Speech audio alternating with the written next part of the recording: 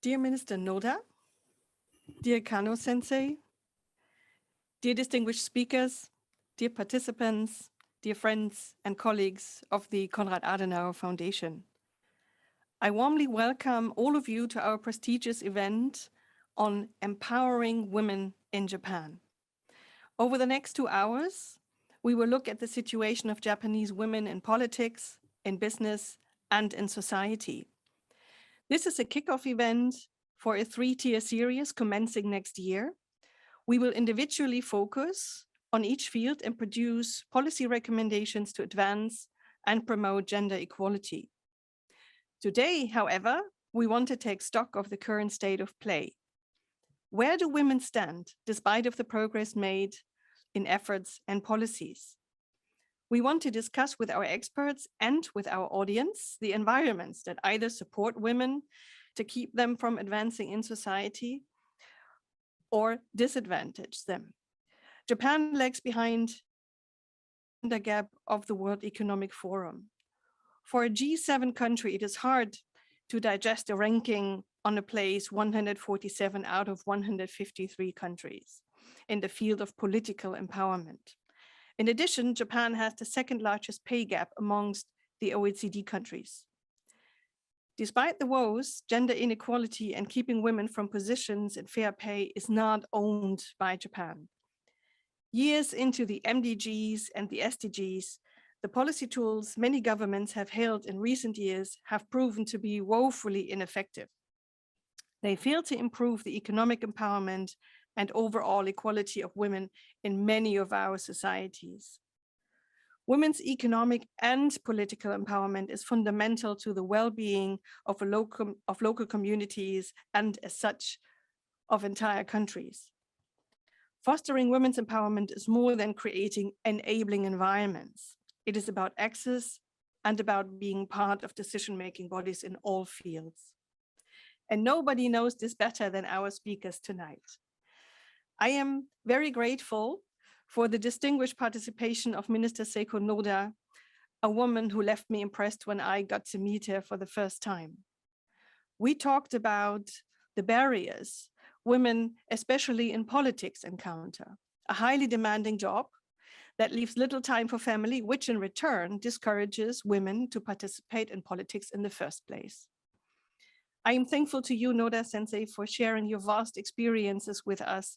We look forward to engaging you in discussions of change. I am also proud to announce our distinguished moderator tonight, Ms. Hiyori Kano. Kano herself served in the House of Representatives for 3 terms. She's one of the few women who engaged in foreign affairs and in security issues. Consequently, Kano Sensei was a member of Foreign Affairs Committee and the co-chair of the Interparliamentary Alliance on China. And just like Minister Noda, Kano Sensei is a front runner for women empowerment in Japan. She's engaged in global forums and will use her sharp debating skills she possesses as a lawyer and as a human rights activist for our discussions tonight. It is my honor to hand over the microphone to you, Kano Sensei, and I leave the introduction of our prominent speakers to you. We feel very privileged to have such renowned key experts and engaged activists with us today. So on behalf of the Konrad-Adenauer Foundation, a globally recognized political think tank and foundation, I warmly welcome all of you once more and hand over the microphone. Kano Sensei, the floor is yours. フラワーさん、素敵な紹介をありがとうございます。マイクのバトンを受けました。改めまして、菅野しおりです。今、弁護士、そして国際人道プラットフォームの代表理事として人権活動を始めています。皆さんには山尾しおりとして衆議院議員をやらせていただいた時の記憶がある方も多いかもしれませんが、今日はどうぞよろしくお願いします。改めて私の方から今日のご登壇者、パネリストの紹介をまずさせていただきます。今日のパネル3つのセクションに分かれています。政治、経済、社会。まずは政治のセクションから、ただいまブラワーさんからもご紹介がありましたけれども、政治の分野ではお二方、衆議院議員、そして内閣府特命担当大臣、男女共同参画の担当もされています野田聖子さん。そして、上智大学法学部教授の三浦真理さんをお迎えしています。Mary Mueller, Professor of Political Science, Faculty of 次に Law, ビジ Sophia ネスにお University. ける女性と Then いうセ in ク the ションで second は、 section, we will see 浜 the 田恵 women 子さん、 and business, ジャーナリスト、 where そして前ビジ we ネス are インサイ honored ダージャ to パンの have 統括編集長をされていま Ms. した。 Keiko そし Hamada, て、も who うお is 一 the 方、 journalist and 日本 former 女子大 editor-in-chief 名誉教授 of の Business 大沢 Insider 真知子さん。 Japan. And we are honored to have Machiko Osawa, labor economist and professor そして emeritus, 三つ目 Japan のセッション、 Women's 社 University. 会における And 女性 then the third session, where we see the women in the 学院大 society. 学経済学部教授の水下桐生さん。そして、 Ms. Kiryu Minashita, a poet and a professor of the Sociology, Faculty of Economics, and Queen University. And we are honored to have Ms. Chizuko Ueno, sociologist, gender studies specialist, and professor emeritus, University of Tokyo. Of course, speaking of the gender, there are many perspectives. 副業ですけれども、 However, based on my experiences, I started with the police officer. 男女比率でいうと女性が In terms of the gender ratio, ぐらい women accounts for around 23%. And then for about 10 years, I served as the member of a House of Representatives. For example, 決まって 9.7%。 after the general election last time, the women's ratio has reduced to just 9.3%, and 18.4% is the women's ratio among Japanese lawyers. So roughly speaking, if I remember the career of about 15 years, I have experienced 3 different jobs, and the ratio is high if the ratio is around 20%, and I would say the women's ratio is low if it's around 10% at any rate. Whatever the occupations are, Japanese society or Japanese society does not see so many women. So together with you, I'd like to consider this important issue. And I heard there are many audience registered to see this seminar. And therefore, I believe everyone can have really fruitful sessions today. Now, I'd like to move into the major sessions today. Before that, I'd like to have a photo session to capture all of the participants today or all of the presenters today. If you don't mind, can you please turn on the video function? Now, those who registered here, I heard there were about 300 people registered to see the session. If you have a question, please write it down in the Q&A box, and we try to cover your questions as many as possible. And then in today's event, everything will be recorded, and therefore please let me remind it to you. Then the screenshot, SNS and website of the Konrad-Adenauer-Stiftung will use this. So please remind it. Now, I'd like to open the first session, that is Women in Politics. As I have explained, oh, by the way, everyone is an expert in each domain, but let me go casual. But I'd like to invite Ms. Mary Mueller and Ms. Noda. Now, first of all, keynote speech. Ms. Noda, you are on.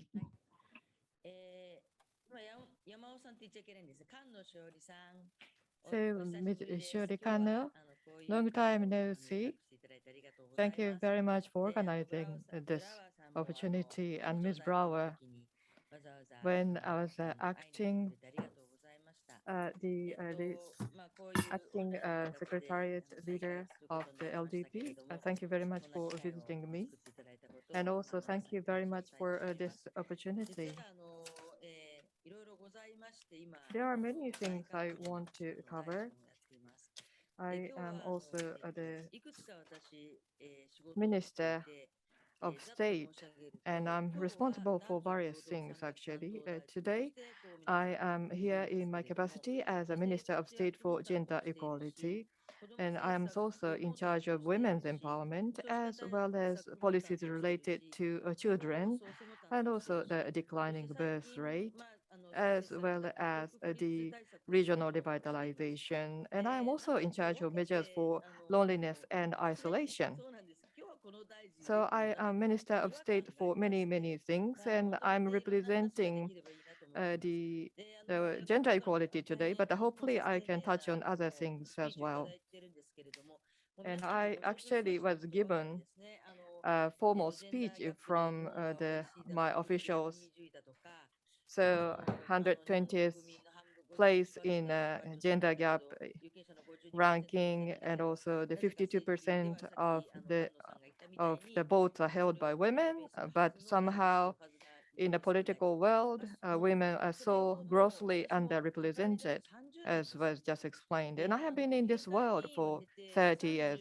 First, I was the prefectural assembly council member. Then I became a politician. And Mayumi Moriyama was my mentor as a politician. And the selective separate surnames for the married couple was the first topic I was assigned by her in my first year as a politician. And that was something that was very natural for, and many things that are concerning women continue to see the delay in its progress. So my feeling is that as a member of a legislature branch, I always wondered why there's so much delay in terms of women's affairs. And first and foremost, perhaps only 10% of the Diet members are women. And even though women, even though there are a lot of men discussing the female issues, the men would never be the victims of rape, so they would never be put themselves in the shoe of women. So the female-related policies are not the top of their agenda. And it's not that LDP not thinking about women, but even if you listen to the opposition parties' discussions, I was actually at the point heading the budget committee, and all we discussed was statistical numbers. When it comes to children and gender issues, also they were considered as important issues, but any of the political parties did, did not, none of them really went into depth when it comes to the female and children related policy discussions, because 90% of the Diet members were men. So it wasn't really intentional, but it was just they were not thinking about these things. Just like women never think about shaving the bed, and men would never think about the suffering of women that they would go through every month when they menstruate. So, for example, during the week, the period week, the women suffer, and then they have some extra burden in their daily lives. But it's very difficult to explain that burden on women. And scientifically, it's quite difficult to explain to the male Diet members how difficult it is for women to handle the menstruation. Also, there is an issue of indifference. And I have been elected 10 times as a member of the Diet. Initially, I was talking about the discrimination against women, but every time I brought up that issue, that people said, "Oh, because you are a woman, you talk about those things." But Taichi Sakaiya back then told me that, well, you just need to keep working on it, and eventually you will see some progress. And then gradually, I started to see changes in the younger politicians, like politicians in my generation started talking about the menstruation or period, monthly period of women. And I thought the games are changing. And there is a bipartisan group to discuss the female issues involving both male and female Diet members. But today that's possible. But in the past, even though you were interested, if you are a man, they didn't feel it's possible to raise their voices about the female issues. And Mr. Yanagida, the senior politician,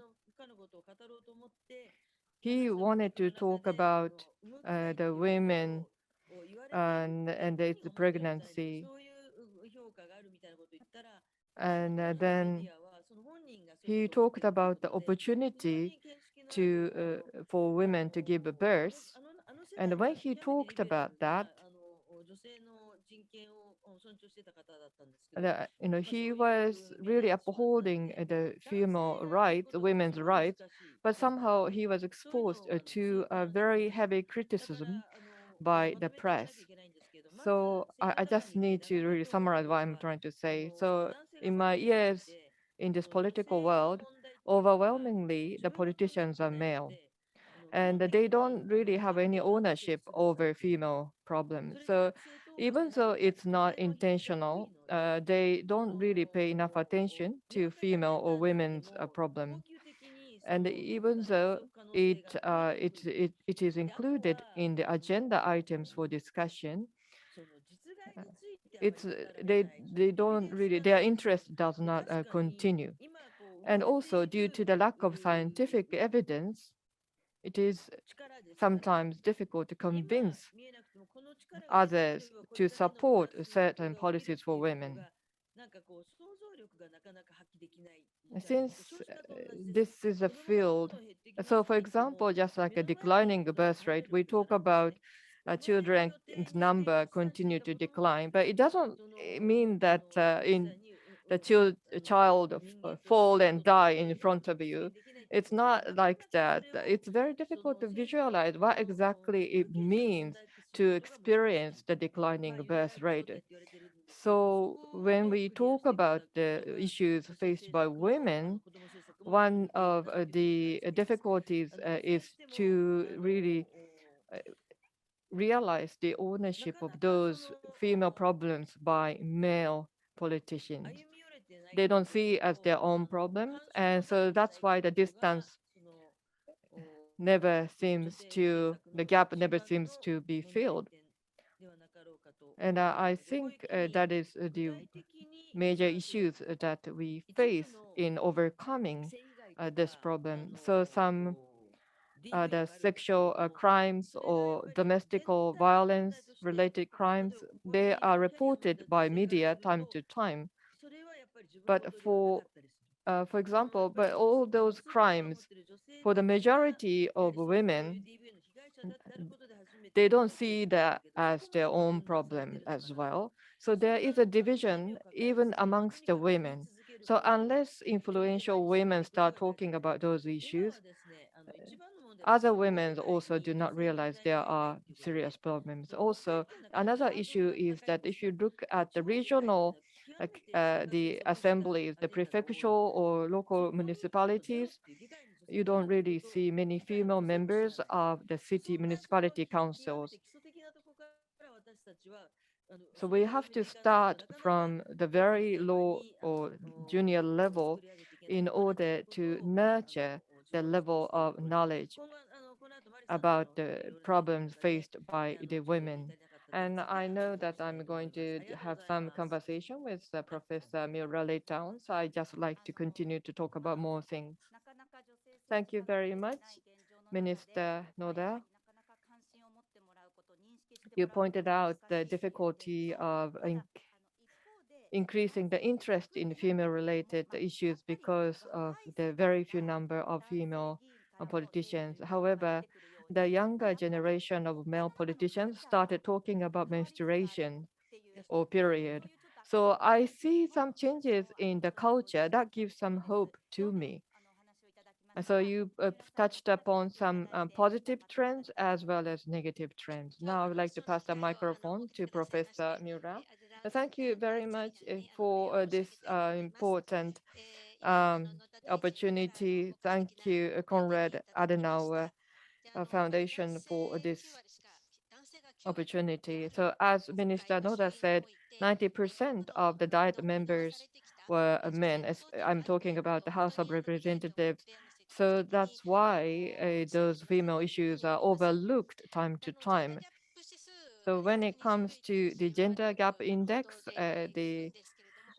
we know that we are very, very low in ranking, like 127. And there are many other indices that measure the positioning of women, and one of which was published by World Bank. And this gender gap index to see how the gender gaps exist in the society. However, from the legal perspective, the independence, economic independence is supported by the legal system, and how, and if everything is ready, then the score is 100 point. And the Japanese score is 81.9 for your information, 97.5 as the score for Germany. Now, if you look at this legal system and the ratio of the women's parliament members, there are some correlations. To a certain degree, there are correlations between these 2 points. And then why Japan cannot get the perfect number? Ms. Noda mentioned the victimization by sex crime. And one of the problems is that there's no harassment-related law, because from the viewpoint of a male, it's very hard to even notice that there is such an issue. So from now on, we have to try to increase the number of female parliament members to bring the hidden issues to the major stage. Then we can change the legislation, and then with the better legislation, we can reduce inconveniences for women. And I believe we can make such a momentum and dynamics on our own. Now, can I ask a question, Ms. Noda? Yes, sure. Thank you. As Mr. Kano mentioned, there are some changes in the diet parliament. It's very, very good. And when I remember a year or 2 years ago, there were many gender-related issues reported. One of them is the period poverty and the dual surnames. This is the other issue related to the gender. And right now, there are more and more gender-related issues put in the center of the politics.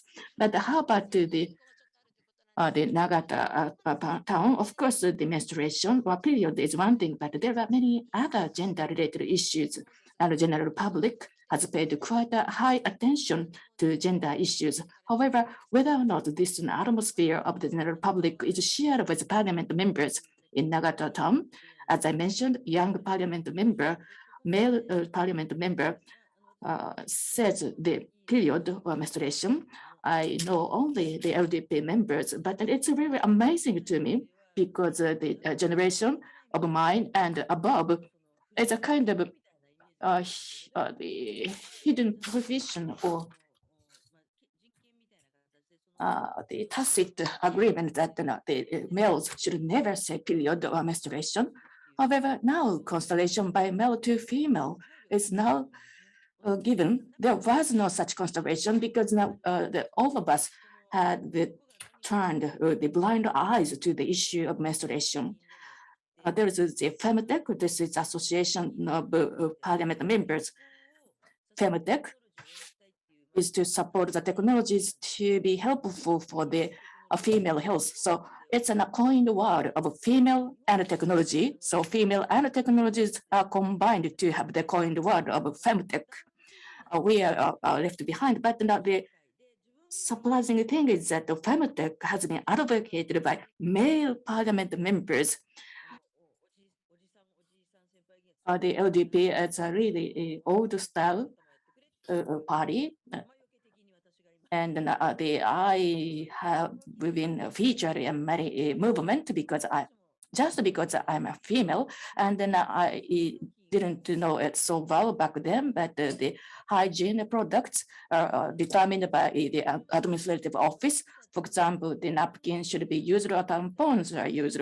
However, we women have to use it without noticing that these options are determined by the administrative office.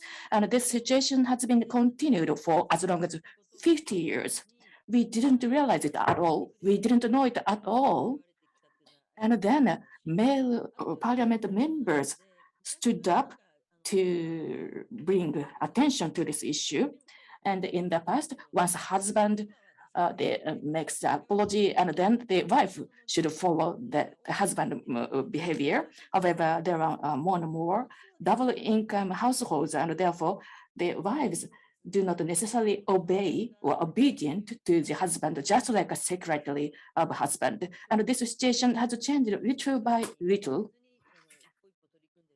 So although maybe the step is small, but the steady steps go on, it's very good to see the lesser number of wives of politicians, because wives or the women should be politicians. However, still there are very old thought remain.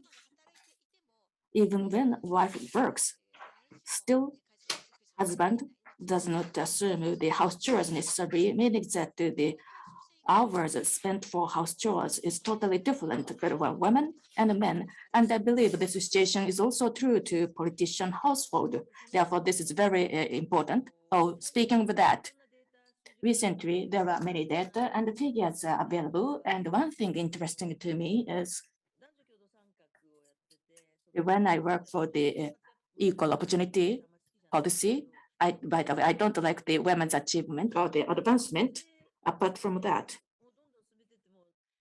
no matter how hard we work for the promotion of the women, still we see the declining number of women's parliament members.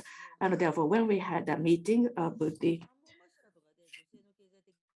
gender equality meeting, we usually talk about the numerical target, such as number of parliament members, but we try to include the specific numerical target for male, because there's a division of generation. For example, I'm a 61-year-old, and men age of 60 or above, probably they may survive without paying attention to this gender issue. However, future is different.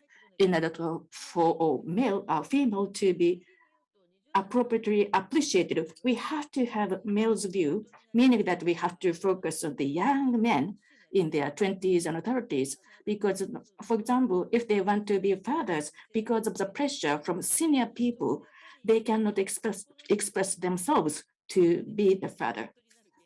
So, for example, think about the right to be a husband. If there's such a movement, we'd better to support it, because right now there is a high rate of not marriage. Different from overseas countries, the marriage is the prerequisite to have a child. Just a few years ago, marriage life, family life is prioritized than the women themselves as the individual. However, right now, more and more men do not get married. So, because of not marriage is chosen by men, there's the worsening of the problem of the declining birth rate. However, this is not the hope of the men. Because of the financial issue or because of the academic background, some men lose the opportunity to get married. Income level, academic level, this is one of the values. However, we have to have other values. And then men who want to get married should enjoy the marriage life. And if man does not have a high level of income, they shouldn't be ashamed. So it's a kind of mutual help. So then maybe this will lead to the better, the equal opportunity, and then self-confidence of women may improve at the end of the day. Just one question to you, Kanno-san, if you don't mind. Yes, what you said, Ms. Noda, it's very important. It's really paternalistic to let women be successful? No, we have to be equal, meaning that we have to put the spotlight for the men-specific issues. And I believe this is also helpful for the women's empowerment. As you mentioned, we need to increase the number of the female parliament members. In order to do that, we have to focus on the local assembly members. I mean that we needed to increase the number of the local parliament members. So we'd like to see how LDP can increase the number of women's parliament members in order to increase the women's government politicians, partly due to the self-confidence of women. And in order to increase the confidence among the general public, I believe it's advantageous for the women to challenge the local assembly. Sometimes it's really hard for women politicians to have good interpersonal relationships, and therefore starting with the member of local assembly is very, very good, especially for women. One good news, it's not the good news for the central government, but if you look at the local communities, there's a declining number of a population, and there's some local assembly having a trouble to achieve the quota of the local assembly. And some people said that the pension fund should be used. However, it's not about men. For many people, how the local assembly should work, not only for men, but also women. I think it's already the fifth plan to promote the issues of the family care, the paternity or maternity leaves, and all of these issues have been reflected to the policies. It's not only for women, but then it's also helpful for the young men. So their individual work should go together with the politicians of the local assembly. Just because they are a member of local assembly, they should not sacrifice their private life. And for these issues, parties have to be proactive, and the parties have to be proactive to increase the number of female the members. For example, if there's the notification issue, it's very good. There were many men in local assemblies. So before using the pension fund for the scarce memberships of the local assembly, we should consider the higher number of women in local assembly. And then actually there are some areas we can work on. I think the political parties have a lot of things that they can do to increase the number of female parliamentarians. Also, the election system needs to be revisited. Can I talk a little bit more? Because I have been engaged in this world for so many years, and I have a lot of frustrations. And I sort of run in a small to medium-sized electrical district, and I was just like a decoration there. If there are four candidates, I was always the number four. So it seems that in a election district, all the important roles are given to men. So that's why I supported the small election district, the single seat district elections district. However, in order to run in the single seat district, you have to be selected as a candidate. But something I didn't foresee was I didn't get selected as a candidate for the single seat district. And also the single seat district is a very competitive district, and it's very difficult to win. So when it comes to diversity, maybe the medium-sized district which could accommodate any candidates of any attributions may be suitable for women. And maybe that's something I would like to listen to your opinions. But election system I think holds a key in empowering women in this political world. Sorry, I went over time, I suppose. Actually, we've got lots of questions, and then we only have 4 minutes. More than 10, about a dozen of questions are here. So just to extension of this discussion, we received multiple questions on the same thing. So in short, the reason why women are so underrepresented in this political world is probably there's no support system for women. And maybe the female politicians tend to receive criticism. They are sacrificing their families. Somehow, male politicians would not receive the same criticism, but seems that female politicians tend to be criticized. They are sacrificing their family to run as a politician. So under the Japanese culture, it seems that there is a strong perception that politicians are men. So when I was 26 years old, I became the member of the local assembly, and I was told you have to act like a man, and I took that for granted. I took that I took that as a very sort of natural thing to do. But then started to wonder why actually that is the right direction. But if you look at the political like posters, most of the posters are featuring male politicians. We have been saying that the gender equality needs to be achieved in a political world, but that could not be achieved. That's why we had to create the law to impose the gender equality in Japan. So in the political world, the politicians politicians are expected to work round the clock, 24 hours, 365 days a year. And then female politicians tend to show off how tough they are, but I think we need to rectify that. I think also like to move to the next question.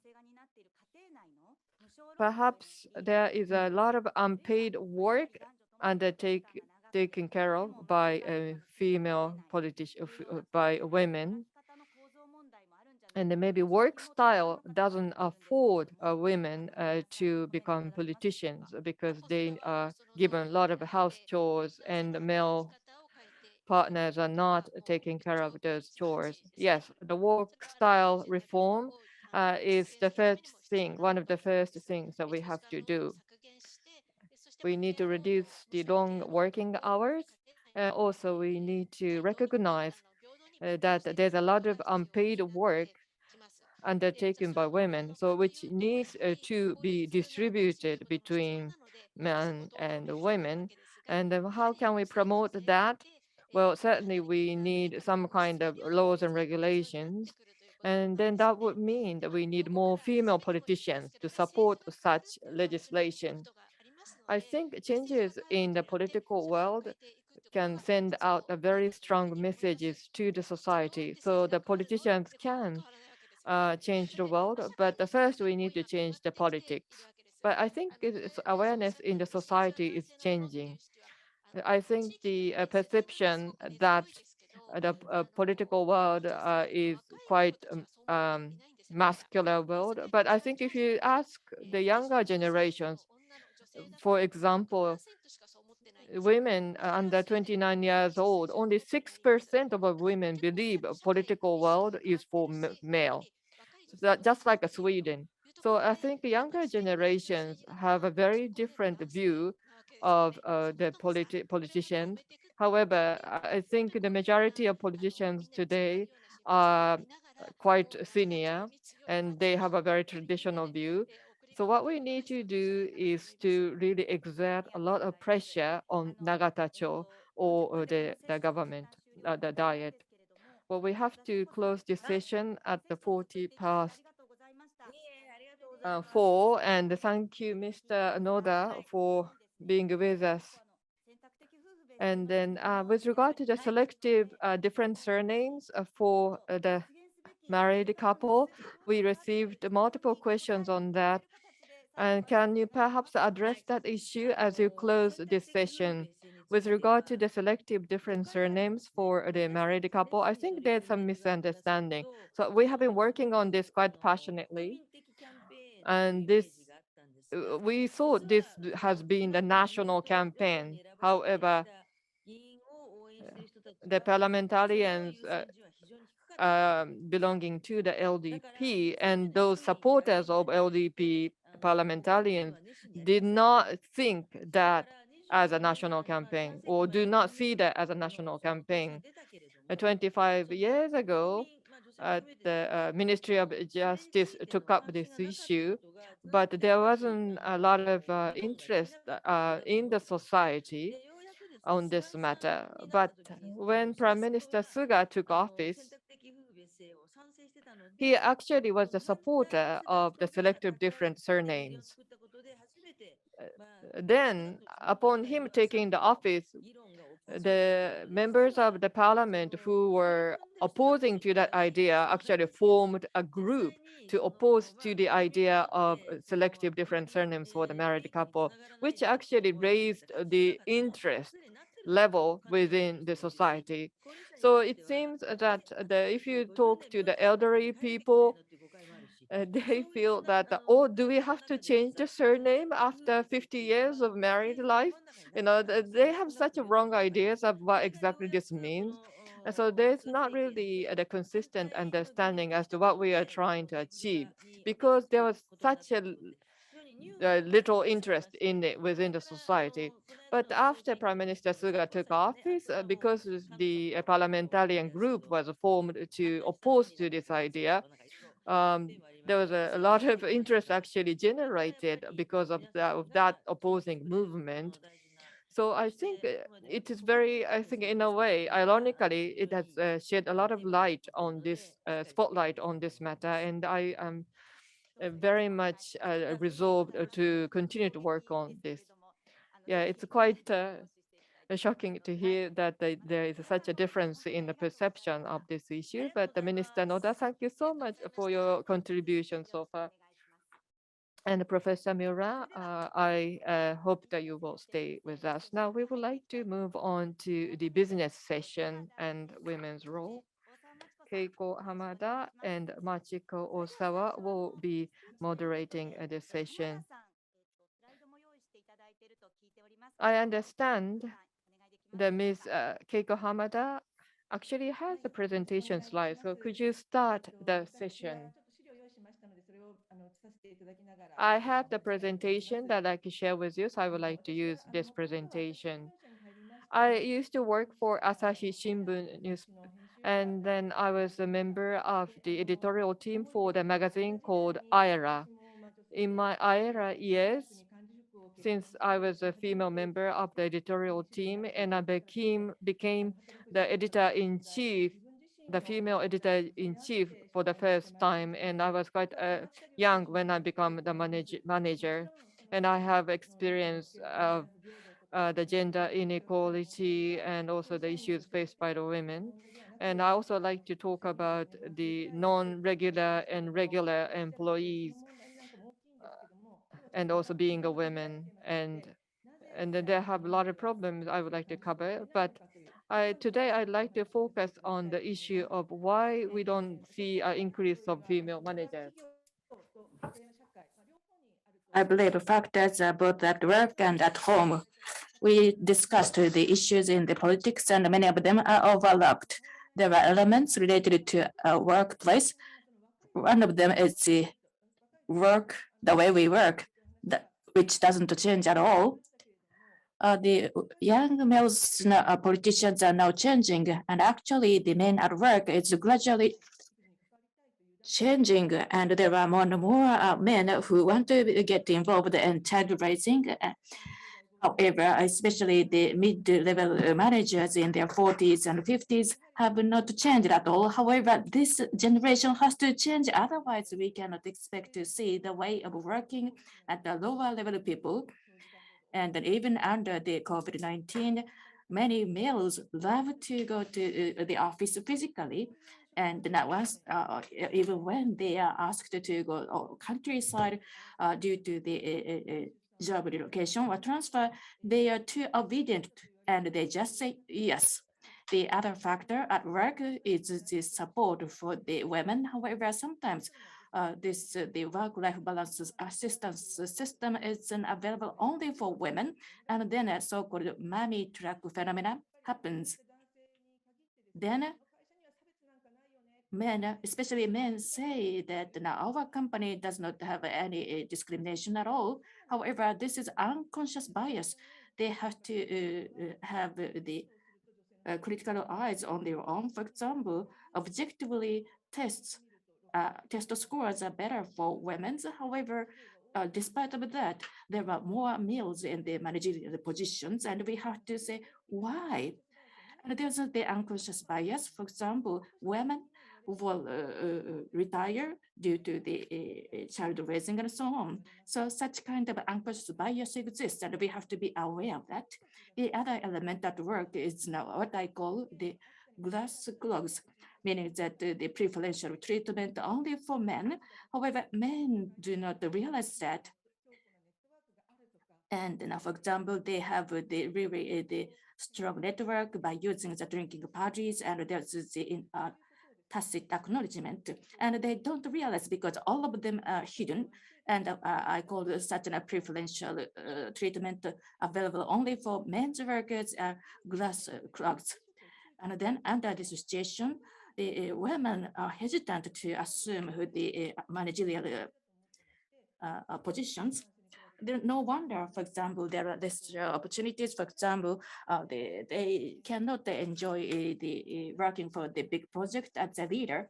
And because of the lack of experience, it's really hesitant for them to stand up to assume the managerial positions. So it's a kind of a chicken and the egg issue. And then I'm younger than the introduction of the equal opportunity system officially here in Japan. And there is the generation gap before and after the equal opportunity system coming in. Then there are other factors related to the households and society. One of the biggest issue is that the awareness of the gender-based division of labor, both at home and at the society. Still, I see some positive opportunities kind of thanks to COVID-19. The one of the change is derived from remote work, especially for the small and mid-sized enterprises. They have not introduced remote work. However, if you look at the companies in Tokyo, as many as 50% of enterprises have introduced remote work. And I heard that instead of working for reduced schedule, many people now work full-time because of the remote work available. And under this situation, there are more women challenging to be the managers, and the satisfaction of female workers has improved. It's really hard to increase the satisfaction of the female workers.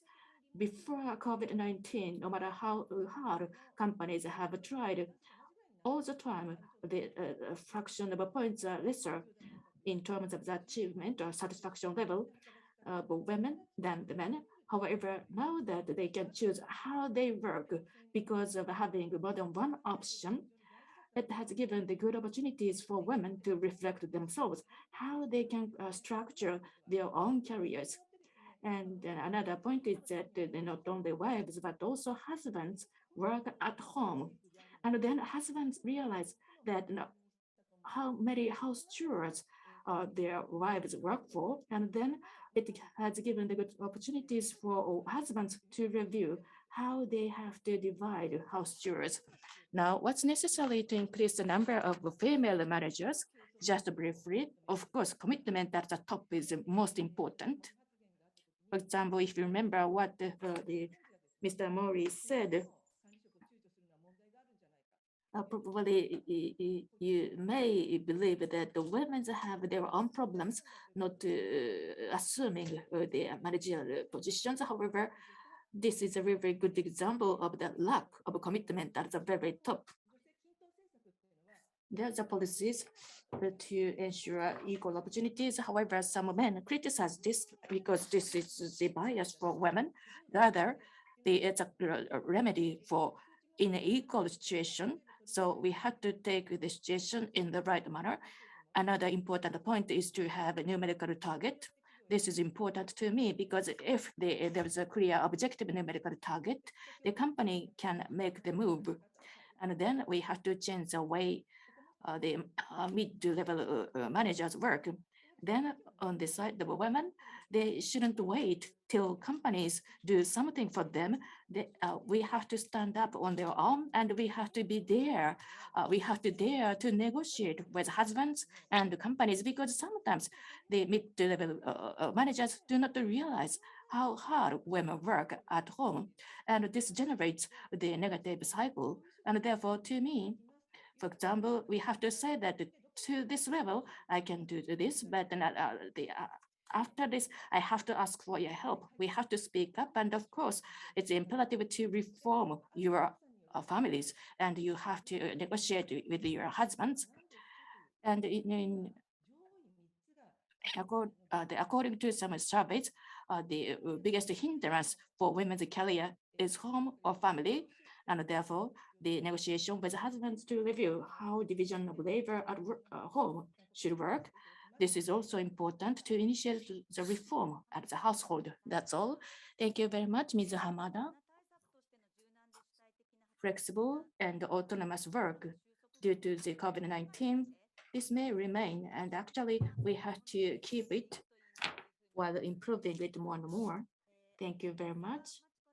Now, Machiko Osawa, do you have any comments? Ask for your opinions. Oh, thank you. Good afternoon. Thank you very much for very interesting remarks. Now, let me share my views.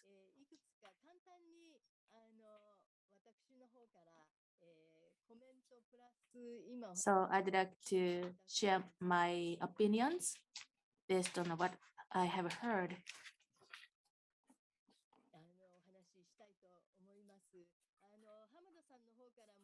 Ms. Hamada mentioned that the younger generation has a totally different perception or feelings. However, the middle-aged people are very adamant not to change at all, and therefore how we can foster the change for this generation, which is quite important. Now, I'd like to talk about the retirement. So far, there's no retirement or change of a career for the regular employee workers. However, right now, more and more employees change their jobs. For example, if the work environment is not good, people now do not hesitate to change jobs. For example, if you look at the women with the university degree, you see there's quite a number of Japanese women who retire voluntarily. For example, the child raising and the care for the family members are the major reasons for women to leave the jobs. However, different from those the Western women, Japanese women have determined to leave the work because they don't see the opportunities for the future or feeling of dead end. So those women are very capable still because the sense of dead end. So of course, the women's advancement is important, but in order for the companies to ensure the profits and future growth, companies have to be aware that they have to have women's capabilities, and we have to assert it more vocally. This is just an example of women, but the same is true for men. There are more young men leaving the company more than before. In 2020, when the declaration of emergency state was issued, there was a survey conducted by the Cabinet Office, and there were more people who appreciated the lives rather than the before the COVID-19. And more people, especially a young generation, has valued their own lives than the work. As you heard from Ms. Hamada's remark, there was an opportunity to change the way we work. But there were more men working at home than the women, especially for irregular employment. They were excluded from this opportunity. Once again, in order to have work-life balance, it's very imperative to change the way we work. This is, of course, important for men, but it's more important for women. However, it has not achieved yet. And then how we can do it? What are the enablers? I have known the examples of actual tangible ways to do that.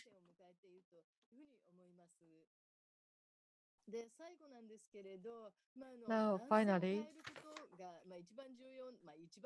one of the most important things is to actually change the mindset of men.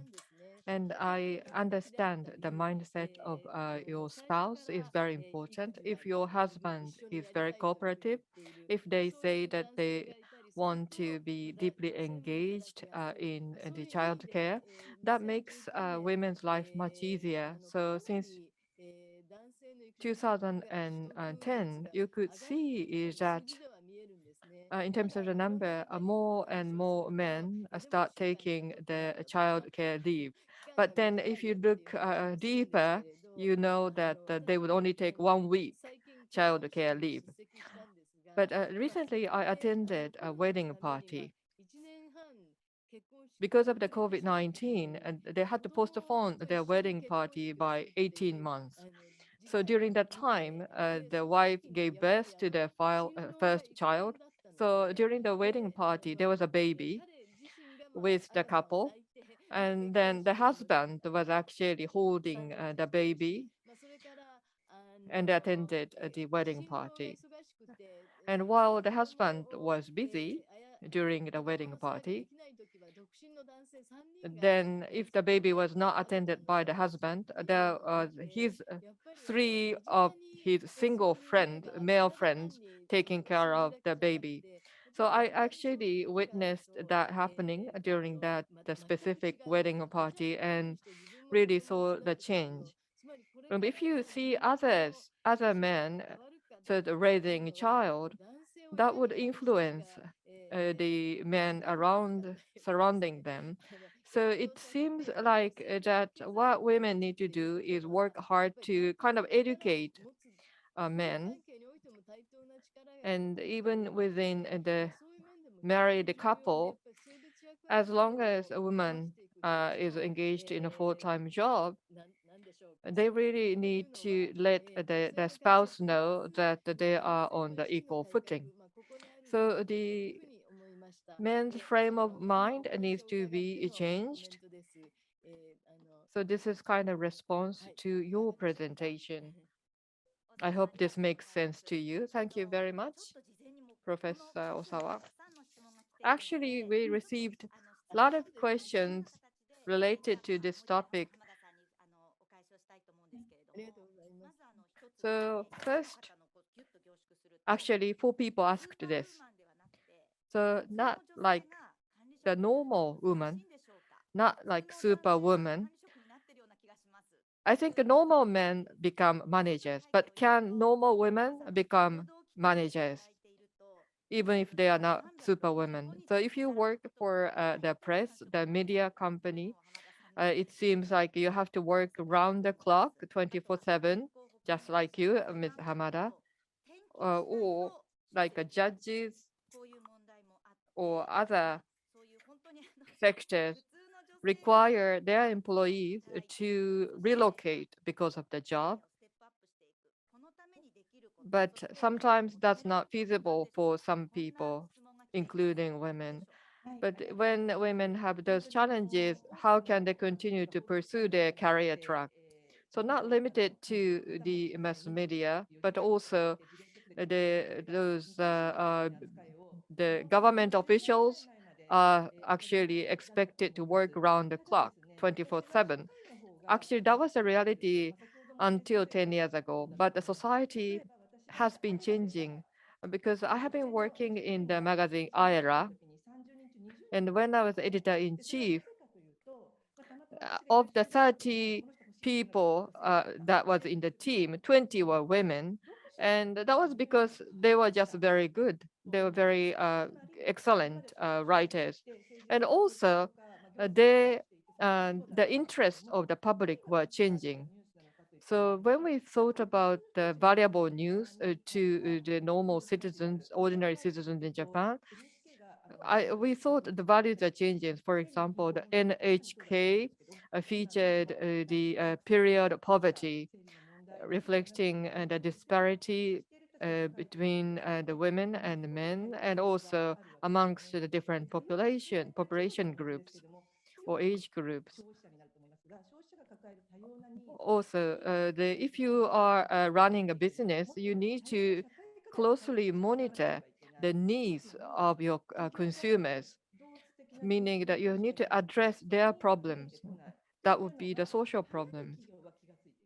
So you have to really um, understand the needs of the consumers. And the reason why I had a majority of the team consisting of women was because women seems to be good at reflecting the interests of the society in their articles.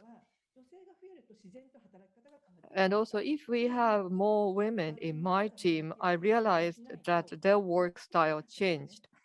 We had to change the environment of the workplace that was more suitable for female employees. Otherwise, we were not able to complete our magazine in time. So that was a very natural course that we took. And so you have to, that if you work in the media, you have to understand, you need to reflect the interests of the public. And then today, I understand NHK is paying a lot of attention in gender issues. And I know that NHK HR people trying to recruit more female employees.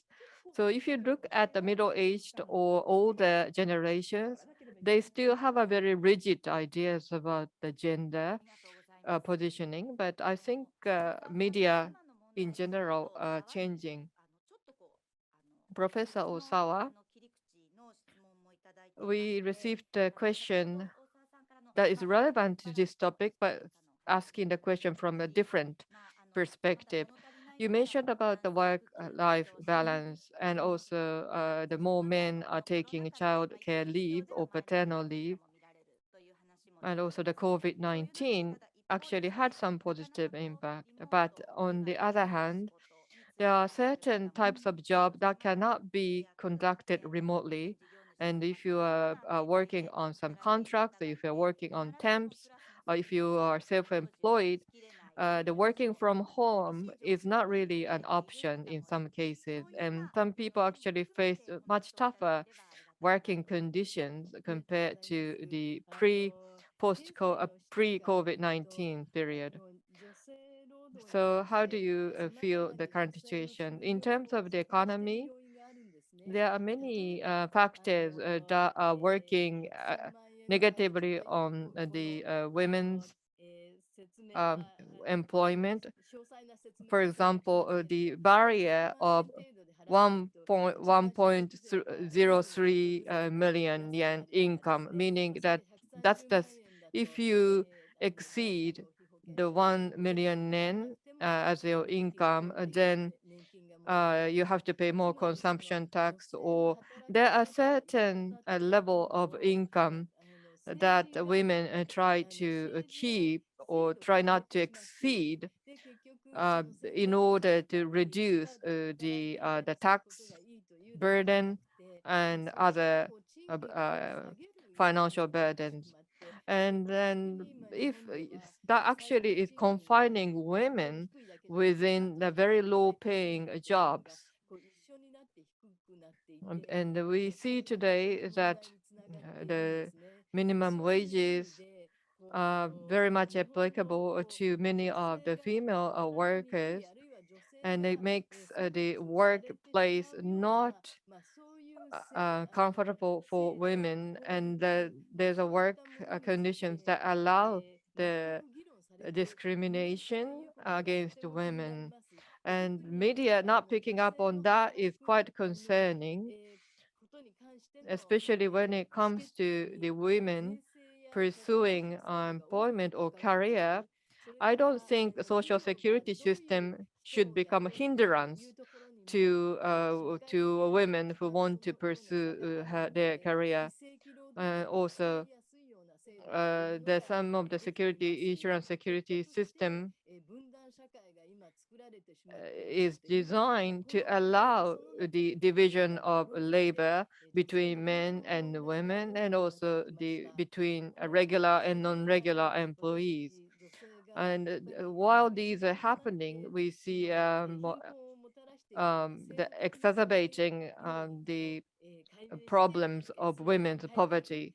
So what we need to do is that we need to identify those factors and try to make some sort of make efforts to rectify the situation. Thank you very much. So, Ms. Hamada, do you have any questions that you would like to ask to Professor Osawa? Thank you. I raised one point when Ms. Osawa have shown the graph. The reason for all the women with the graduate certificate leaves the company mainly because of the child raising. They try to achieve work-life balance. However, for women, Japan is left behind quite a lot for their career achievement. Many women say that they want to have the sense of achievement. So that graph is very persuasive when I remember what I heard from women. Yes, there are more women leaving the companies, and the companies have to take this as the urgent issues. For example, they have to identify who are the women who left their companies, that they just think that, oh, it's due to the marriage. No way. The actual reason for women to leave the company is the sense of dissatisfaction. In the United States, companies have tried to identify the root cause of the retirement, and that must be the starting point to promote the women's achievement or advancement. So the companies first of all, have to know why women at their companies left. Probably this question would be related to your mark. So changing our mindset, yes, it's easy to say, but difficult to do. But as a whole Japan, we have to try to change the mindset of men. So this is the voice asking for the change or transformation of the men's mindset. Other people say that we have to be the one to graduate from the hopelessness, or we have to believe that we can speak up, especially if people are in the weak position economically. They are really hesitant to speak up. But what do you think about these different opinions? First of all, at home, I always say that changing the husbands is led to the changing the society. I have always said to many people, so you can change your husband alone. However, for example, if your husbands pick up your child 2 days a week, and then probably your husband would be the first man who picks up the child. And then probably your husband's junior employees may follow that examples. And then I remember what happened after Minister Koizumi has taken a very innovative approach. Therefore, just one man's change has such a ripple effect.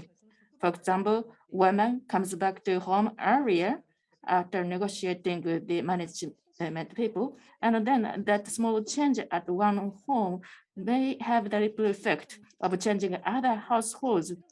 And therefore, we try to start with the neighbors or the close friends. Then the other point, there are vulnerable people who cannot speak up, and the most the effective way is voting election. So we had to identify which party is the most women's friendly, for example. And those who have the university degree has a higher voting rate. This is a result of some surveys. And vulnerable people did not go to voting, and that's why their voices are not reflected to the policies. And therefore, we have to use election as a tool to change the society. Ms. Hamada, Ms. Hamada, sorry, but I have to conclude this session 2. And after the session 3, there will be the crosstalk to cover all of the 3 sessions. So we need to ask you to come back. Now, I'd like to move on to the third topic, that is the women and society. And then we are honored to have Ms. Kiru and, Ms. Ueno and Ms. Minashita. Can I start with you? Ms. Minashita? Thank you very much for your kind introduction. This is Minashita speaking. Nice to meet you all. Now I'd like to share my material on the screen.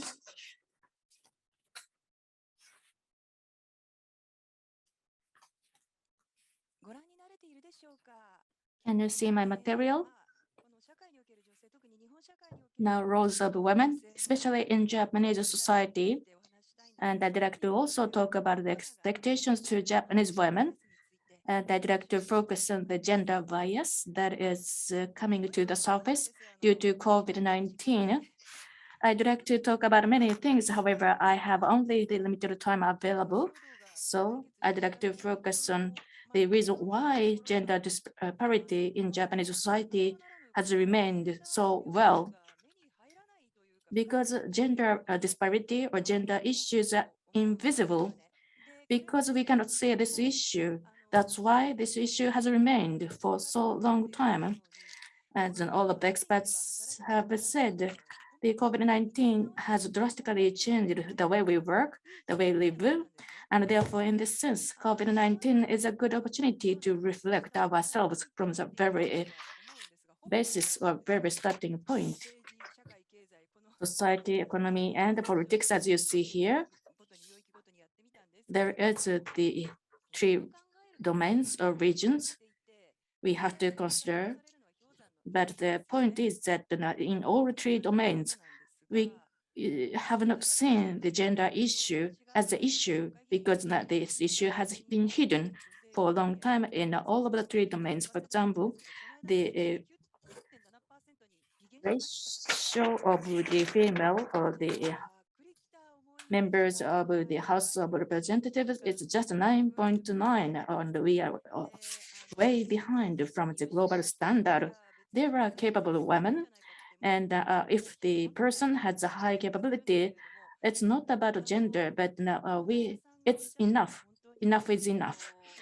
We have heard it over and over again, but as you remember what Ms. Noda said,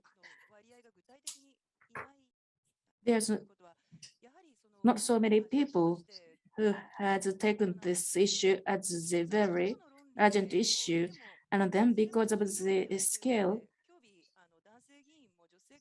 men do not pay attention to this. And if they are aware that this is the issue, urgent issue, they cannot be ignorant. However, they have not taken a look at this issue at all seriously. And then regarding the economic issues, it's more than 90%. And then when we talked about the way we work, as all of the professors said, 60% is the non-regular workers and the female managers are just 10%.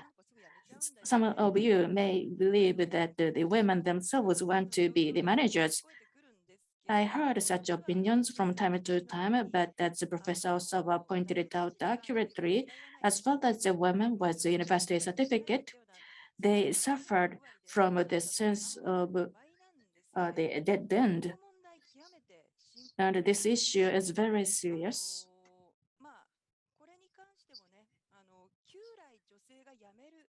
Long, the women, it's easy to quit, and therefore everyone believes that it will remain, and then so-called statistical discrimination occurs. This is one of the issues we have to be aware. And then in the area of society, yes, there are many diverse issues.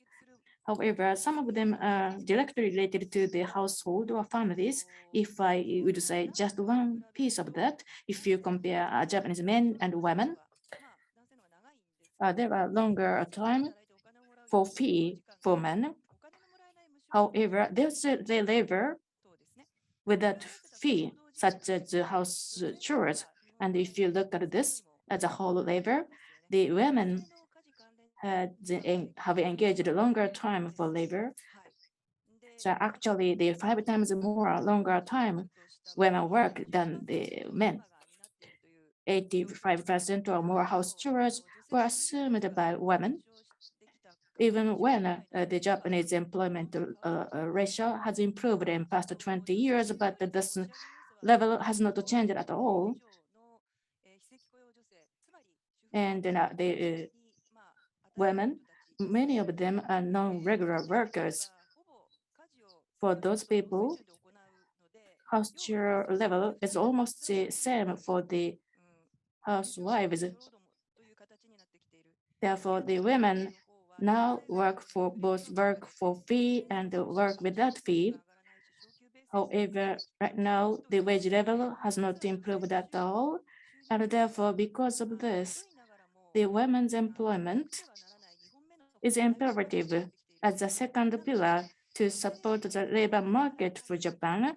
But it's too tough for women because they have to work, at home, and at work. Regarding the invisible issues, about 30% of husbands cannot explain what their wives do to take up children and so on, because house chore is invisible for husbands. So there is quite a number of husbands who are not aware of the house chores.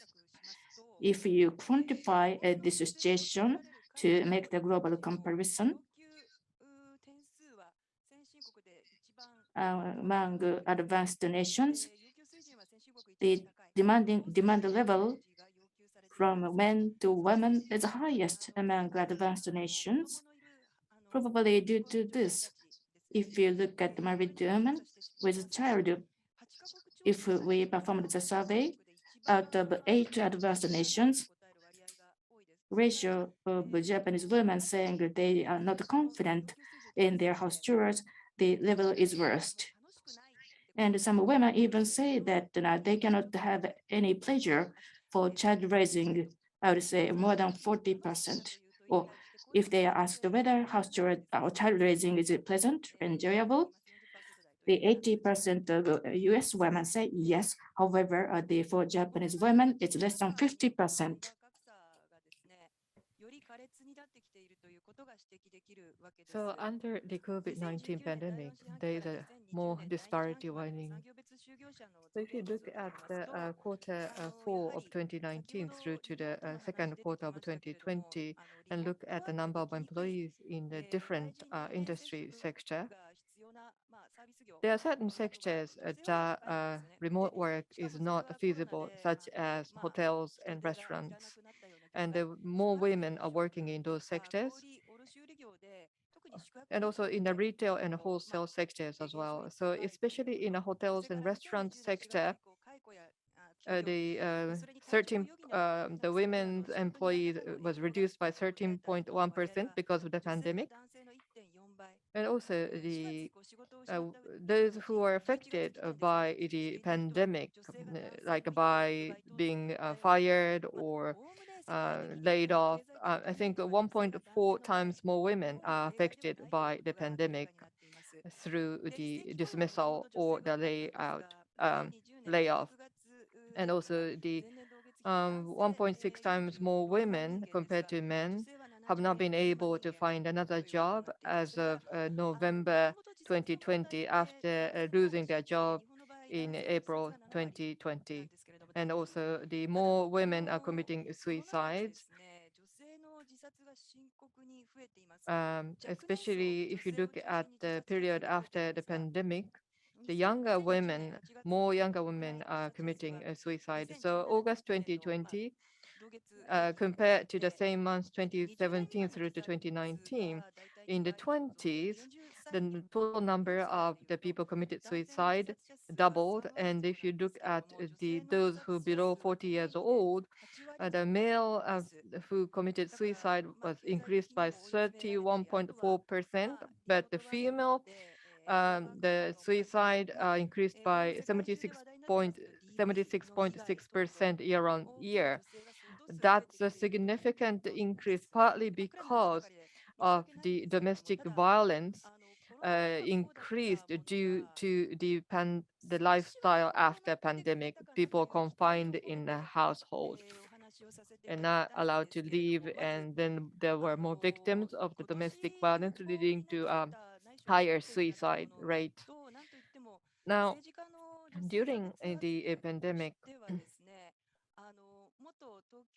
we heard that the head of the chairman of the Paralympic Committee, the former Prime Minister Mori, said that if more women are involved, the meetings tend to get longer. However, our committee female members know better than that. So I commend you for that. Actually, he meant well by making such comment, but that really backfired, and there was a lot of criticism throughout the SNS, the social media. As for the female parliamentarians, there has been some progress in how we try to protect the female parliamentarians. And as for the selective different surnames for the married couple, this was one of the topics raised during the election period of that concerns the Supreme Court judges. And as for the abortion needing the consent from a spouse, this is considered to be the violation of the human rights. The women not being able to decide abort or not abort. Also, the women who do not say no to drinking gatherings. One of the female politicians said, I have come this far because I have participated every drinking opportunity, just like a male parliamentarian. And people didn't like that comment at all. But I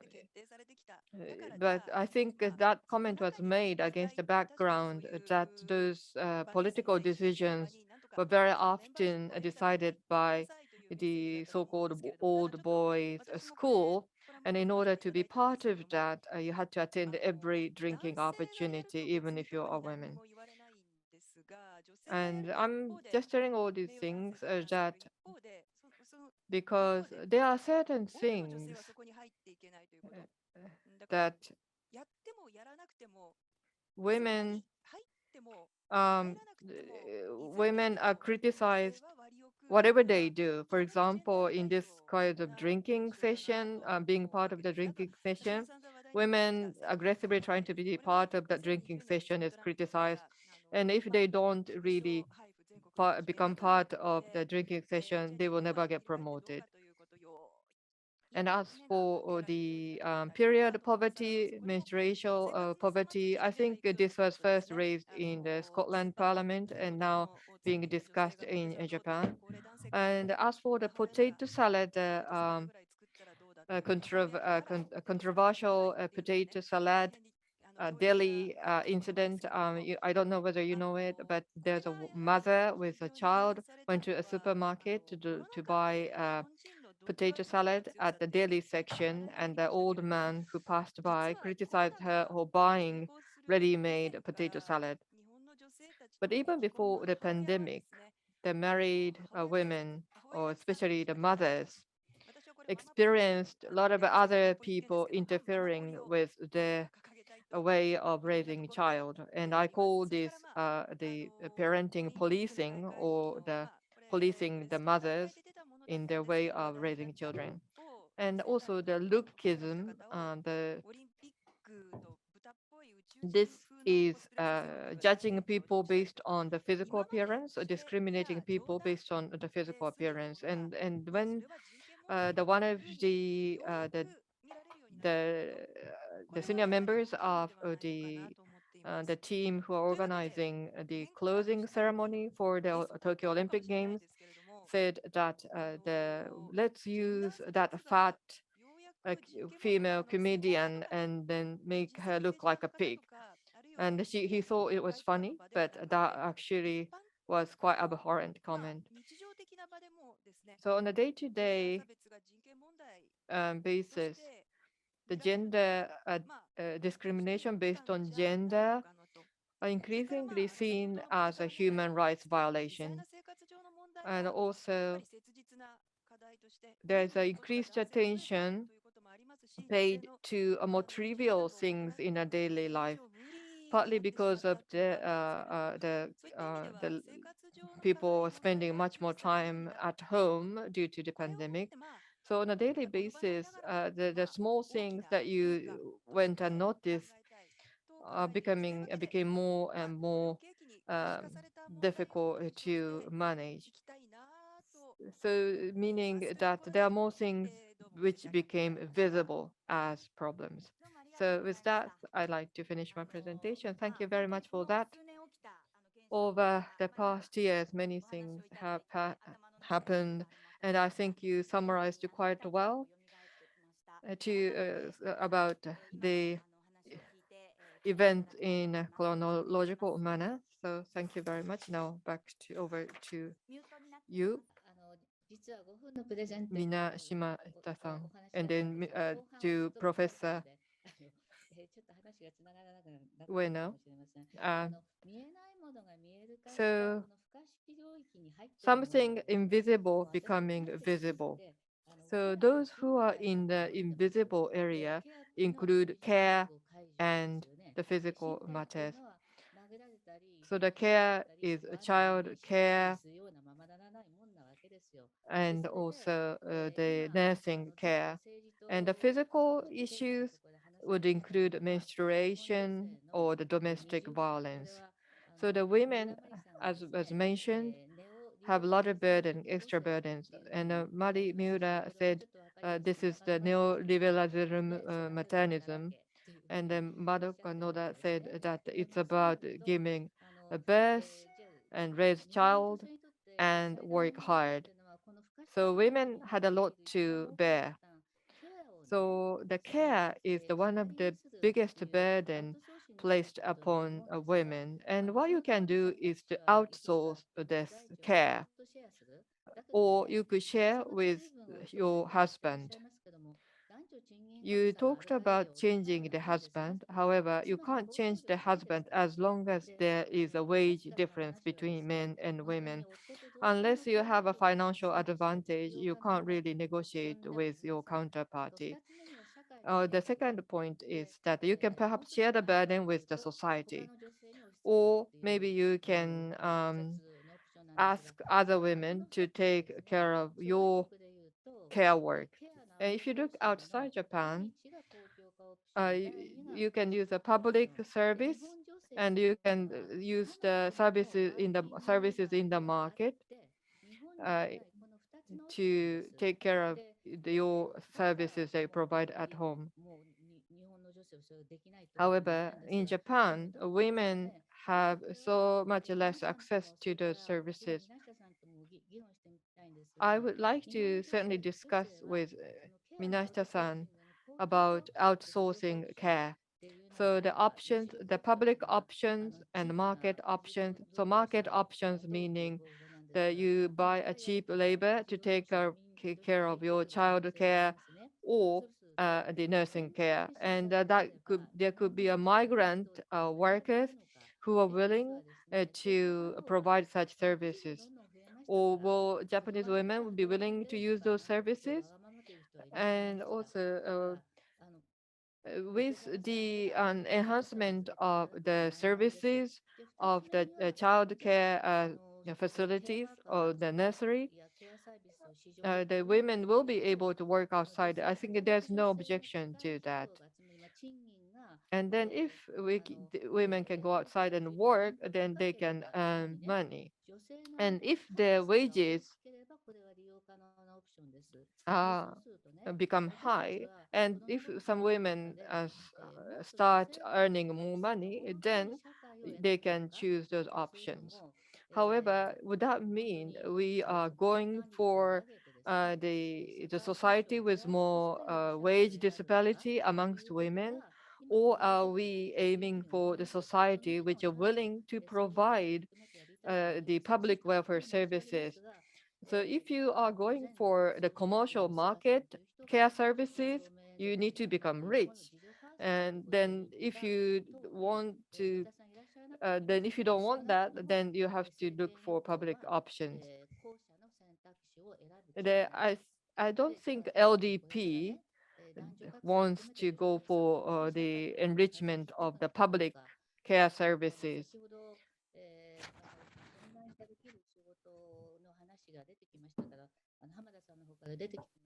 As we heard from Ms. Hamada's remarks, and according to other data that I have collected, the ratio of the work which put on the online correlates perfectly to the annual remuneration of that person, and that's why so-called online class, this new word is generated, meaning that those who can use online work and those who cannot enjoy the online work. There's a disparity between these two populations, and this disparity will be bigger and bigger. And how we take this issue from the viewpoint of gender issue. Thank you very much, Professor Ueno. There are 2 points in your remark. Because this is a session talking for the women and society, therefore I'd like to return the microphone to Mr. Minashita. Yes, one of the idea is to have the division of work with husbands. The second point is to whether we have to make this issue communalized or commercialized. If this issue is communalized, there will be a higher burden for the whole society. And if we choose the commercialization option, there are the beneficiaries or givers and takers. And what do you think about this issue? When I consider the mindset of the Japanese population, probably communalization would be the one we wanted to choose. However, the government policy has already chosen the commercialization approach, and this is already the continuum of the first point, that is the women's voices have not been reflected to the politics and policies. And the Professor Werner pointed out, there's an issue of continuing the wage disparity between women and men. On the other hand, the younger the men are, the lower the wage level is. That's why women have to assume the work seriously, and therefore the younger generation and the older generation, their interests do not agree all the time. In addition to that, there are some special system, but mainly the benefit goes only to the older generations, say the people in their 50s, and therefore we have to take a look at these two populations differently, young generation and older generation. In addition to that, parents have to pay for education, and such a ratio is very high in Japan among advanced nations. In addition to that, all of the house chores are mainly put on the shoulders of the women. And in order to stop this vicious cycle, we have to recognize the differences of the mindsets of the general public and mindsets of the politicians. If you remember what happened in the general election, it's only not to have Ms. Noda now, but everyone advocates the issue of declining birth rate. Everyone agrees that we have to work on that. But actual situations or recognition of this issue is totally different, and there is no discussion to get aligned of the definitions or how we should take this issue. It's not about the one or nothing issue. Rather than that, the government of Japan has forced us to get nowhere because they have already, or the government of Japan has already chosen the commercialization to tackle this issue. However, if you look at the younger generations, say people in their 30s, there are more and more double income families because otherwise they cannot support their families and the household. And men have to fulfill house chores, especially child raising, because they don't have money to put their children at the child care center. So we have to clarify what are the root cause. Otherwise, we cannot work on anything. Sorry, I didn't answer to your question, but that's all for me. And the microphone is back to you, Professor Ueno. Thank you very much. Regarding the previous two sessions, the global comparison was not touched upon. However, if we look at the communalization option and the commercialization option, which pathway Japan is going to choose, this is closely related to the gender issue. And therefore, I want to pick up this issue after the overall session because the taxation and the social security system, because of this system, Japan women is regarded as the second-class citizens. In addition to that, if the issue is symbolic, such as the different surname system, everyone has taken a look at it. However, there are some hidden issues, so visible issues, because we cannot, or many people cannot see it. Therefore, there's no argument at all, and that is a problem, meaning that the general public does not see the crux of the issues. But the fact is, women have to work to support families. Therefore, that's why current situation, dual burden is on the shoulders of the women, meaning that women have to work at the office and women also have to work at families. However, the situation is the same across the globe, dual burden for women.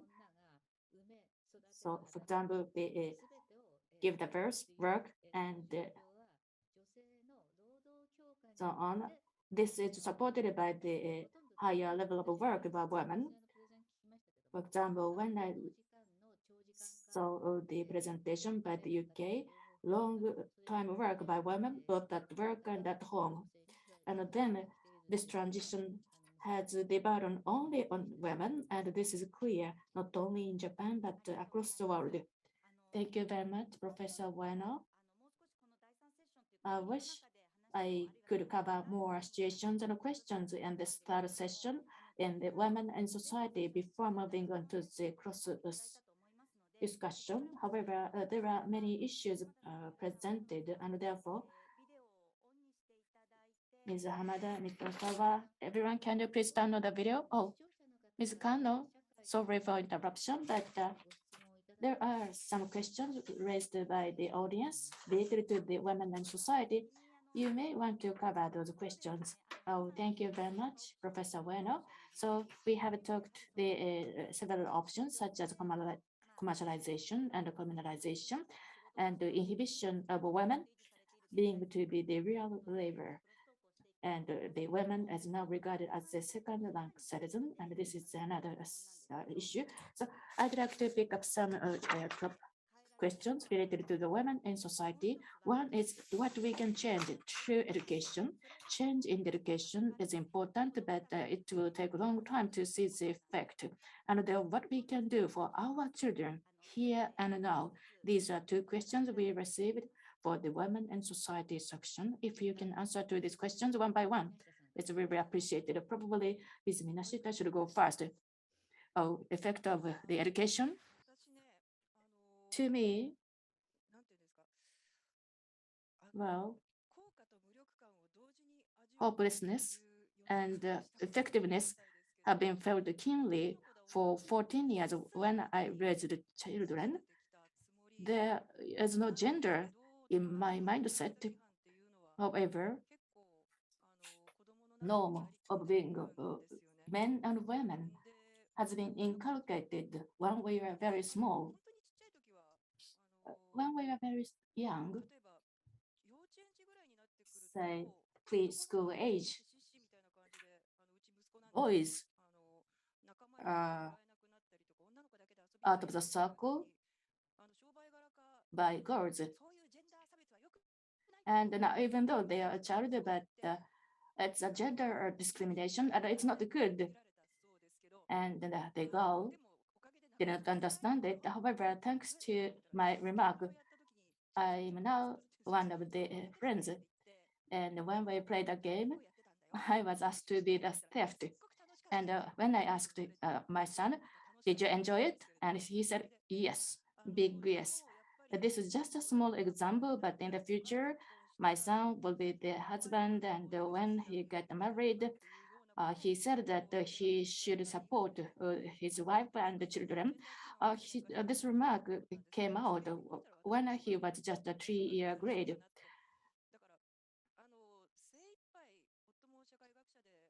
And my husband is a social scientist. And therefore, thanks to that, we have a very equal division of labor at the home. However, there are some knowledge that our children pick up from outside the family. And sometimes some of those knowledge is wrong, and then we have to correct it. I believe this question was raised at the first, my own experiences when the Olympic Games were held, and the Korean athlete was shortcut, was criticized of being a feminist, and my son said that, no, what's wrong with feminist? Why having a shortcut should be criticized, and what is wrong with feminist? And this is my son's remark. So I asked my son, so who are the feminists? And he answered, well, feminists are the ones that fight against the evil in the world for the betterment of the world. And I said, okay, so well, if you spent 14 years educating a boy like me, and that's what you get. Well, thank you very much for the first-hand experience of yours of a child rearing, parenting. That was quite funny. I think when we talk about education, when people start talking about education, I realize that, okay, these people are no longer expecting anything from the adults. Well, the education school is the epitome of the society. And at the school, children grow with adults, and the closest adults would be their parents. And the parents are the ones that they see as a role model. And so unless the relationship between the mother and the father change, I don't think the way the mindset of the children would think. But as the declining birth rate, we saw the a lot of a single child, and a single child, and there are like quite a lot of girls who are only child, and a parent invested a lot in their education, so they are quite well educated. And then as they grew up, they form a group of women who started resisting this the current prejudice against women, and I think they will probably change this world in future. So as my child escalated to the junior high school, we sort of checked different schools as a candidate for my boy, and I learned that there are some girls only junior high school, and then but every school I learned were talking about independence of women, independent, educating girls to be independent. And then when I went to check for the boys only junior high schools, I learned that the boys only high schools are less popular nowadays. And then we visited there, and every boys only schools told me that now we are educating our boys to be more domestic so that boys can cook. So the boys will be able to cook, or boys will be able to help the mother out at home. So as uh, Professor Ueno said,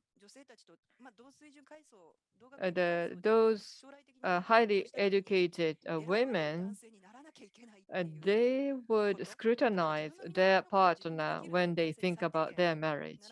Therefore, the schools feel they need to educate those male students, which will be able to compatible with such young women who are highly educated.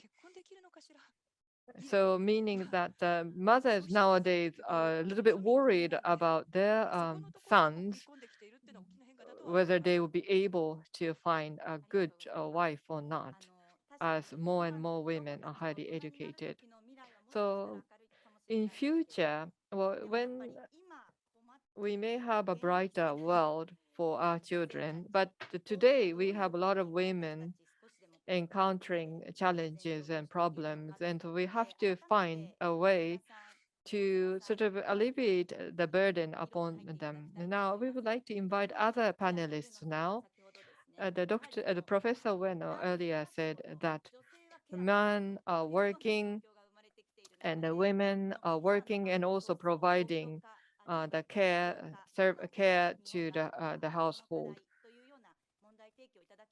So, how are we going to help women handle all these tasks assigned to them? And we only have 10 minutes, but we also like to invite all the panelists to comment on this. So, how are we going to share the care work nowadays handled by women? So I think Professor Ueno said about the public sector services or private sector services. I think in Japan, compared to the US, we have more public sector services, and the policies against the declining birth rate. I think we have a lot of policies to support the child care. I think in case of child care, Japan is ranked #1 according to UNICEF. But this policy lacked the gender equality viewpoint. We have a very good parental leave or the child care leave, and because the most of the cases, women take the child care leave, meaning that would interrupt women's career. So Japan should not be too pleased about being #1 in terms of child care leave, uh, because using the child care, women are taking care of the children at the age who could actually be taken care of at the nursery, because nurseries are so full. Those children have to be on the waiting list. So that's why women had to stay home taking care of those small children, and then need to take child care leave. So we have to understand the mechanism here. So as for the way forward for Japan, I think this needs to be more featured in the election campaign. But within the LDP, or within we saw the different administrations having a different policies on this point, and also the depending on the which administration the government operates, I think the direction was different. And then I think the Japanese public voters have never been given a clear picture for future when it comes to how the care services should be provided, and then still needed to vote for the government vote. And but that's partly because the LDP has long been the ruling party. So that's why the LDP had been able to entertain different directions to address this matter.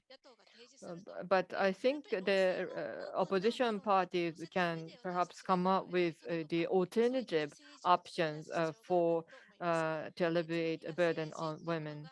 So meaning that the politicians or the politicians or the politics should be seen as a tool for the betterment of the future of this world.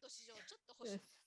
So, because the LDP has been mixing the policies to enhance the market based the care services and public sector based care services, or being more conservative about this issue.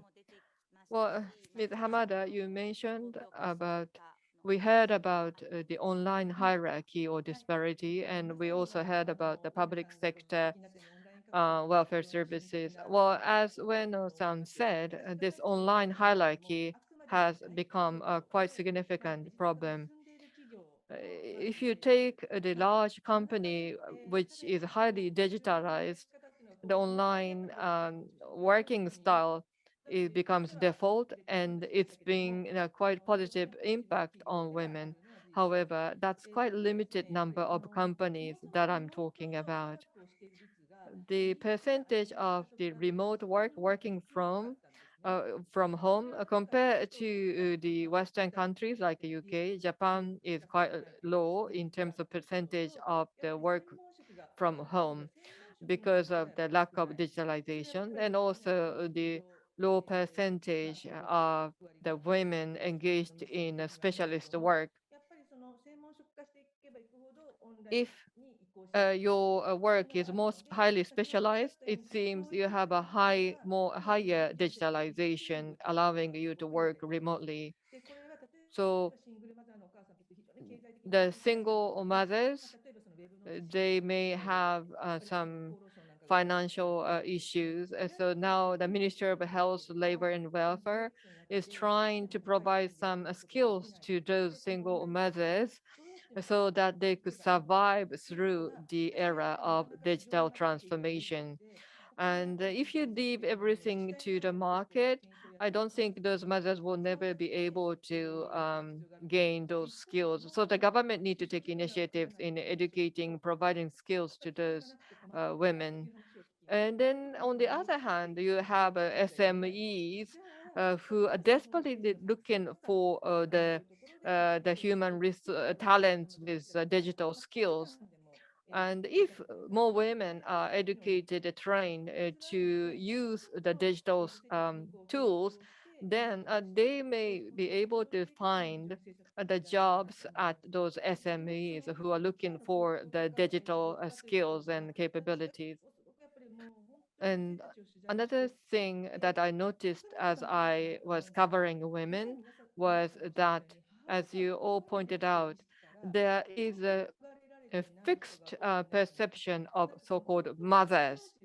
And there are so many people who are trapped in a very fixed and rigid definition of mothers. And then, and, and then those who are willing to work outside home are considered to be abnormal. And especially if your husband is earning a lot, uh, then um, then women may think maybe I can utilize the outside services to take care of my household chores.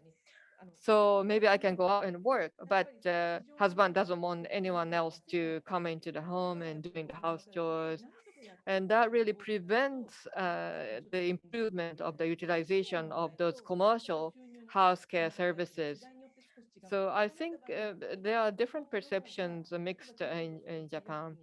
However, if you have a more public sector services that you can choose from, that really reduces the sense of guilt on the part of women if women want to use those services rather than using those commercial services. Thank you very much, Ms. Hamada. Sorry for some technical issue on my side, but then I acknowledge that we are running out of time. Therefore, I will not talk about the communalization or commercialization of the care, but I'd like to focus on the way that the Japanese social security system should be, because in terms of the social security, in the past, the men are the major breadwinner for the family as the regular workers. And as far as the men or husbands are the regular workers, there is the security system that cover both the wives and the children. And that's why women's issue, especially the poverty of women's issue, was not brought to the stage or surface. However, if you look at the divorce rate, it's increased. In addition to that, there are more diverse styles of the families, or there are even more people who don't get married. And then the bread earners, nowadays, men are no more regular employees in many cases, meaning that the overall prerequisite is now distracted. And therefore, what we have to consider is the issue of the self-assistance or support. There are vulnerable people such as single mothers or people who live their own alone. And this issue has come to the surface due to COVID-19, and that is reflected to the higher rate of suicide, as well as the DV and neglect. And how we have to support them, especially those who are slipped from the safety net. What we have to do, there's some kind of a pork barrel policies to save or rescue these people, but there are those people who are not rescued yet. Therefore, we have to consider the way we provide the social security.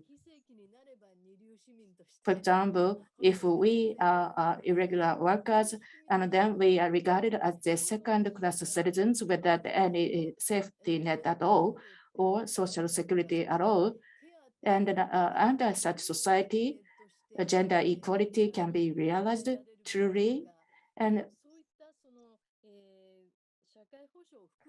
including social security, we have to consider how our society should be, and we are standing at the crossroad to seriously take a look at this issue. Thank you very much. Now I'd like to ask Professor Ueno to wrap up this discussion because this issue has been raised by you. But the problem is that I have only 1 minute to go. Transformation then now is necessary, pointed out by many people. It's more like a transformation of neoliberalism, and the base for this is the self-responsibility, and the merit system should be the basis. Do you think so? If the women has the capability enough, and those capable women should be appreciated. Some of you may want to say that, but now we will be vulnerable at the one point in their lives, and now we will be centenarian. All of us will be centenarian in the future, and therefore therefore when the winners come to be the losers, how the society can help those not the new losers, who should provide the care, and the lessons learned so far, and therefore we have to take over these lessons for the next generations, because this should be used for the society design in the future. Thank you very much. Thank you very much for answer to this very demanding point, summarizing everything in 1 minute.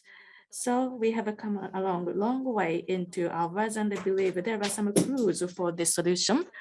And then I believe that if men are dominant in the parliament diet. They could not achieve this much, even though they had a discussion for 20 hours. We could not answer to all of the questions, but we tried to reflect your questions as much as possible. Now, this gender series will continue in the future, as far as I know, and therefore, please keep updated for the upcoming programs by following the SNS of the Konrad-Adenauer-Stiftung. After this event, email will go to you, including the questionnaire or the evaluation sheet. And if you fill it out and submit it to us, it's really helpful. Now, all of the 6 panelists, thank you very much for your time, and our thanks go to the audience too. Thank you very much. Thank you. Thank you so much. Thank you so much.